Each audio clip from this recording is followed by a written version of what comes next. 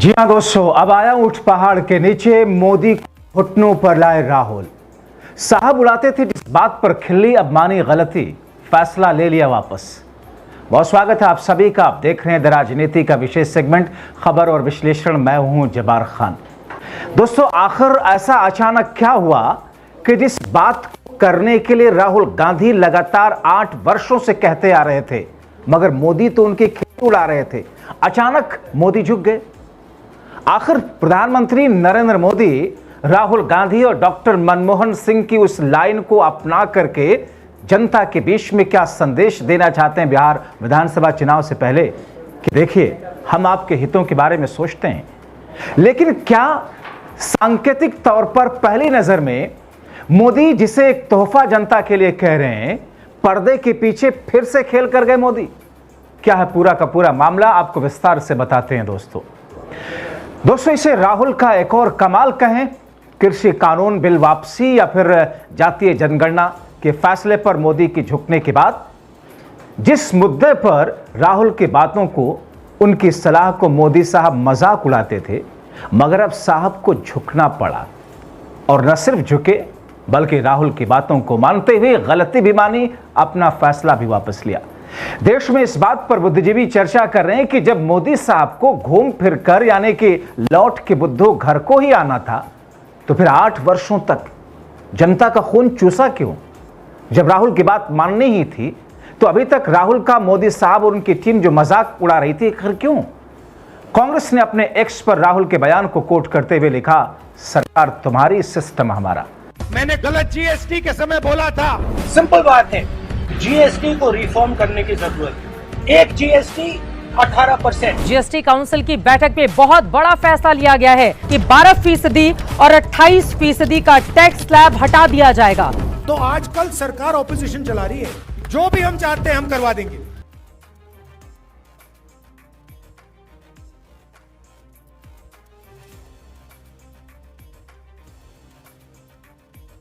मगर दोस्तों चलिए, कम से कम 8 वर्षों के बाद जीएसटी पर साहब की अकल तो आई, मगर इसमें भी साहब खेल कर गए।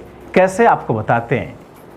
जब मोदी साहब ने जीएसटी पर 4 स्लैब खत्म करके राहुल वाला सिर्फ 2 स्लैब 5 और 18% किया, तो गोदी मीडिया में साहब का डंका पीटा जा रहा है कि देश की जनता को बड़ा तोहफा दे दिया साहब ने।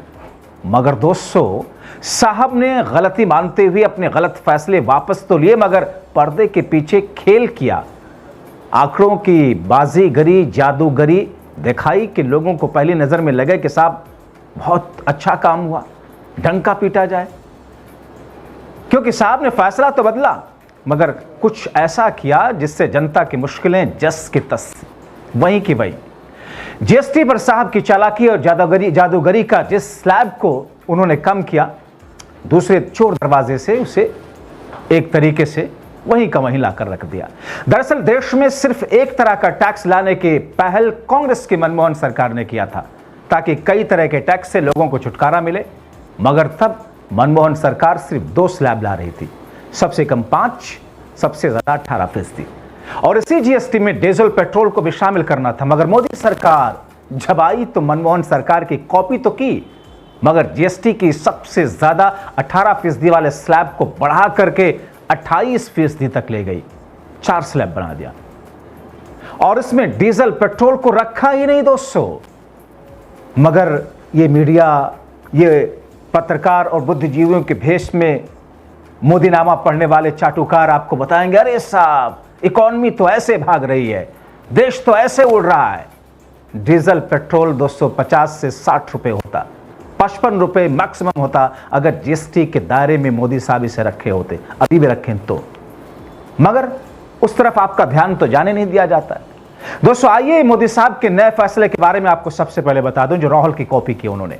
जीएसटी के 5%, 12%, 18%, 28% के स्लैब को घटाकर कम कर दिया गया, यानी कि राहुल वाला, मनमोहन सिंह वाला 5 और 18%।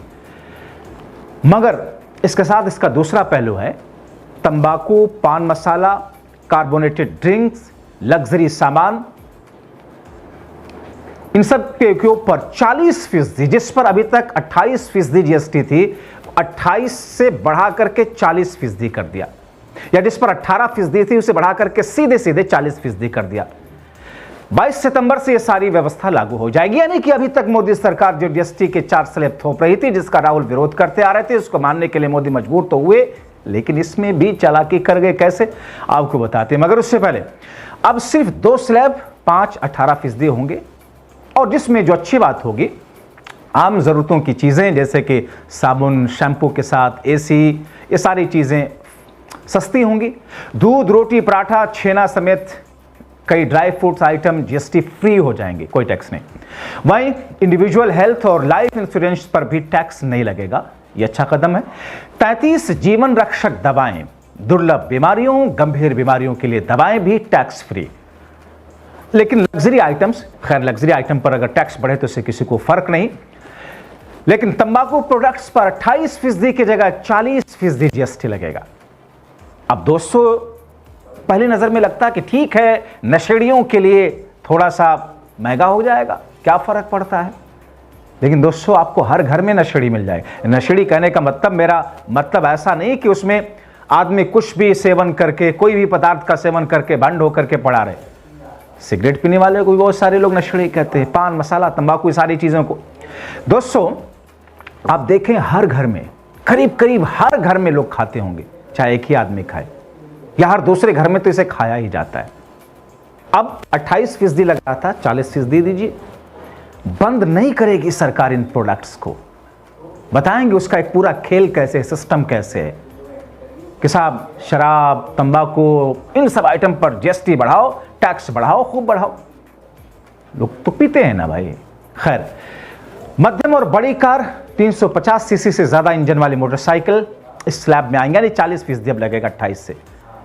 नवरात्र के पहले दिन 22 सितंबर से नवरात्र शुरू हो रहा है, मुझे लगता है उसी दिन 22 सितंबर से लागू होंगे। हालांकि तंबाकू वाले सामान पर नई जीएसटी दर कहा यह जा रहा है कि फिलहाल अभी लागू नहीं होगी। लेकिन दोस्तों, इस स्लैब के अलावा सरकार ने जो कुछ रखा है, 28% को 40%, यानी कि एक तरफ जहां पर सामान सस्ते किए गए, जो राहुल वाला, मनमोहन वाला स्लैब था, मगर दूसरी तरफ जो चोर दरवाजे से घुसाया गया, जिसमें 28% वाले को बढ़ाकर 40% कर दिया। दोस्तों, आपके घर में खाए जाने वाला जैम, इस तरह के बहुत सारे आइटम बच्चे बड़े ब्रेड पे लगा करके नाश्ते में खाते हैं, करीब करीब हर घर में। कोल्ड ड्रिंक छोटी सी बड़ी दुकान पर मिलती है। आप देखें युवाओं को किस तरीके से युवा भटक रहा है। बीड़ी सिगरेट छोटी दुकान पर युवा जाता है, 8वीं क्लास का, 6ठी क्लास तक का बच्चा हाथ में कोल्ड ड्रिंक लिखता है, दूसरे हाथ में सिगरेट जलाता है। और इन दोनों ही चीजों पर 28% से बढ़ाकर के 40% टैक्स किया गया है। तंबाकू प्रोडक्ट देश की एक बड़ी आबादी प्रयोग करती है, उसका सेवन करती है, तो इन सब पर 40% कर दिया। दोस्तों, कांग्रेस अध्यक्ष ने सरकार का काला चिट्ठा कैसे खोला था, इस फैसले पर सुनिए। लिखा उन्होंने अपने एक्स पर कि लगभग 1 दशक से भारतीय राष्ट्रीय कांग्रेस जीएसटी के सरलीकरण की मांग कर रही। मोदी सरकार ने 1 नेशन 1 टैक्स को 1 नेशन 9 टैक्स बना दिया था, जिसमें 0%, 5%, 12%, 18%, 28% के टैक्स स्लैब शामिल थे, और 0.25%, 1.5%, 3% और 6% की विशेष दरें थी। कांग्रेस ने इसे 2019-2024 की घोषणा पत्र में सरल और तर्कसंगत कर व्यवस्था के साथ जीएसटी 2.0% की मांग की थी। हमने जीएसटी के जटिल कंप्लायंस को भी सरल बनाने की मांग की, जिससे एमएसएमईज, छोटे व्यवसाय बुरी तरह प्रभावित हुए थे। 28 फरवरी 2005 को कांग्रेस यूपीए सरकार ने लोकसभा में जीएसटी की औपचारिक घोषणा की थी। 2005 में विजन देखिए, डॉक्टर मनमोहन सिंह की सरकार थी, इकोनॉमिस्ट थे, दुनिया के कुछ चुनिंदा इकोनॉमिस्ट में से उनकी भी गिनती होती थी। जब रिसेशन आया दोस्तों, मंदी का दौर, तो लोग सोचते हैं, बहुत सारे बुद्धिजीवी ये कहते हैं कि बहुत अच्छा था कि उस समय डॉक्टर मनमोहन सिंह थे, देश के ऊपर उसका प्रभाव नहीं पड़ने दिया। आज की अगर सरकार होती तो शायद उस रिसेशन का भी, आपदा में भी अवसर ढूंढ करके बहुत सारी चीजें महंगी करके उसके आड़ में खजाना भर लेती अपना। दोस्तों, आगे लिखते हैं कांग्रेस अध्यक्ष के 2011 में जब तत्कालीन वित्त मंत्री प्रणब मुखर्जी जीएसटी बिल लेकर के आए, तब बीजेपी ने उसका विरोध किया था। मोदी, बीजेपी, ये सारे के सारे लोग जीएसटी का विरोध कर रहे थे, एफडीआई का विरोध कर रहे थे, आधार कार्ड का विरोध कर रहे थे। आप जाइए यूट्यूब पे सर्च कीजिए, गूगल कीजिए, आपको सारे विरोध के सुर देखेंगे। खैर, उन्हीं चीजों को कॉपी किया इन्होंने, लेकिन कॉपी भी किया तो फिर उसमें भी चोरी कर गए।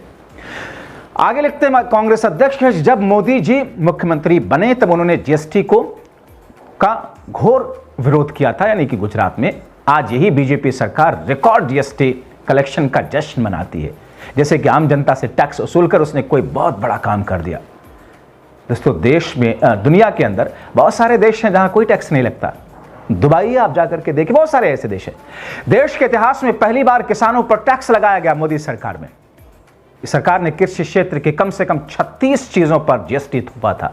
किसान जो बेचारा मेहनत, मजदूरी, जाड़ा, गर्मी, बरसात सब में खेतों में रह करके काम करता है, लेकिन हर चीज पर देखिए, डीजल जिससे उसकी खेती का मेन उपकरण है, डीजल से इस्तेमाल होने वाला ट्रैक्टर, मशीनें 100 रुपए में। दूध, दही, आटा, अनाज, यहां तक कि बच्चों के पेंसिल, किताबें, ऑक्सीजन, इंश्योरेंस और अस्पताल के खर्च जैसे रोजमर्रा की चीजों पर मोदी सरकार ने जीएसटी थोप रखा था। अभी भी थोपा हुआ है। जो नया फैसला है वो सितंबर से लागू होगा, 22 तारीख से। इसीलिए वो आगे लिखते हैं कि हमने बीजेपी के इस जीएसटी को गब्बर सिंह टैक्स का नाम दिया।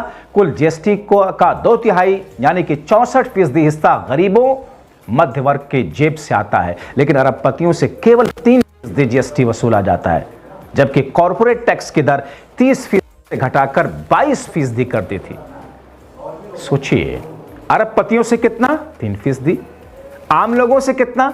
28%। अभी भी वसूल रही है। ये तो नया जीएसटी लागू होगा, उसके बाद देखेंगे। और फिर जो कॉर्पोरेट टैक्स है दोस्तों, 30%, उसे घटा दिया, 8% और घटा दिया था। 5 वर्षों में इनकम टैक्स वसूली में 240% की वृद्धि हुई, जो जीएसटी वसूली में 177% का इजाफा। यह अच्छी बात है कि 8 वर्ष देर से ही सही जीएसटी पर मोदी सरकार के कुंभकर्णीय नींद खुली और उन्होंने जाग करके रेट रैशनलाइजेशन की बात की। सभी राज्यों को 2024-25 को आधार वर्ष मान करके 5 वर्षों की अवधि के लिए कॉम्पेंसेशन दिया जाए, कांग्रेस कह रही है, क्योंकि दरों में कटौती से उनके राजस्व पर प्रतिकूल प्रभाव पड़ना तय है। जीएसटी की जटिल कॉम्प्लायंसेस को भी खत्म करना होगा, तभी सही मायने में एमएसएमई और छोटे उद्योगों को फायदा पहुंचेगा। दोस्तों, लंबा चौड़ा पोस्ट करके कांग्रेस पार्टी के अध्यक्ष ने यह सुझाव दिया। दरअसल मनमोहन सरकार ने जीएसटी कानून की शुरुआत को आसान बनाने के लिए संविधान संशोधन बिल 2011 में शुरू किया, जिसमें डीजल, पेट्रोल शामिल था। मगर 1 जुलाई 2017 में मोदी सरकार आई, कॉपी तो की, मगर खजाना भरने के लिए डीजल, पेट्रोल को बाहर कर दिया। 5%, 18% वाले स्लैब को तोड़ ताड़ कर साइड करते हुए उन्होंने अपना स्लैब बना दिया। मगर एक और सवाल, अगर मोदी साहब ने अब जाकर के 8 वर्षों की गलती राहुल गांधी के दबाव में मानी, मगर इस बीच 2017 से अब तक जो जनता के जेब पर डाका डालकर खजाना जमा किया जा रहा था, क्या वो भी लौटाएंगे? कैसे लौटाएंगे साहब? क्योंकि वो तो उनकी लग्जूरियस लाइफ, 25,000 रुपए किलो वाले विदेशी मशरूम जैसे चीजों पर शायद खर्च हो चुके हों, अपने उद्योगपति मित्रों के कर्ज माफी पर शायद खर्च हो चुके हों, सरकार गिराने के लिए लाखों करोड़ों विधायकों, सांसदों को खरीदने में शायद खर्च कर चुके हों, चुनाव में जनता को भ्रमित करके उनके वोट खरीदने के लिए शायद खर्च कर चुके हों। दोस्तों, ये है स्थिति, और इसीलिए देश के बहुत सारे बुद्धिजीवी ये कह रहे हैं, जब लौट के बुद्धू घर ही को आना था तो फिर इन 8 वर्षों तक राहुल गांधी का मजाक क्यों उड़ाते रहे? आपको याद होगा, कृषि कानून के लिए 700 किसानों की शहादत हुई थी, सरकार टस से मस नहीं हुई। जब चुनाव में घाटे का सौदा दिखने लगा तो मोदी साहब ने उसे वापस ले लिया। आपको याद होगा, जातीय जनगणना को लेकर मोदी सरकार और बीजेपी किस तौर पर विरोध कर रही थी। मोदी साहब इसे घोर पाप बता रहे थे। उसी नीतीश कुमार, जब नीतीश और तेजस्वी सरकार में थे, एक साथ आकर के और जातिगत जनगणना कराई थी, जातिगत सर्वे कराया था बिहार में, तो मोदी साहब कह रहे थे ये घोर पाप हुआ है। अचानक उसे दब गई, क्योंकि साहब पहलगाम आतंकी हमले के बाद सरकार दबाव महसूस कर रही थी, इसलिए एक झुंझुना सा पकड़ा दिया कि साहब हम कराएंगे, और कब कराएंगे जातिगत जनगणना कुछ नहीं पता।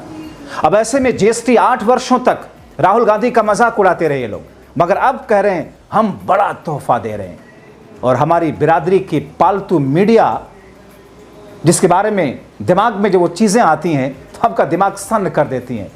ये और बात है कि अब उन पालतू मीडिया के लोगों के खिलाफ भी केसेस होने लग गए हैं। शामत मोदी के साथ गोदी की भी आ रही है, मगर कैसे इसे बढ़ा चढ़ा करके एक तोहफे की शक्ल में पेश कर रहे हैं ये लोग।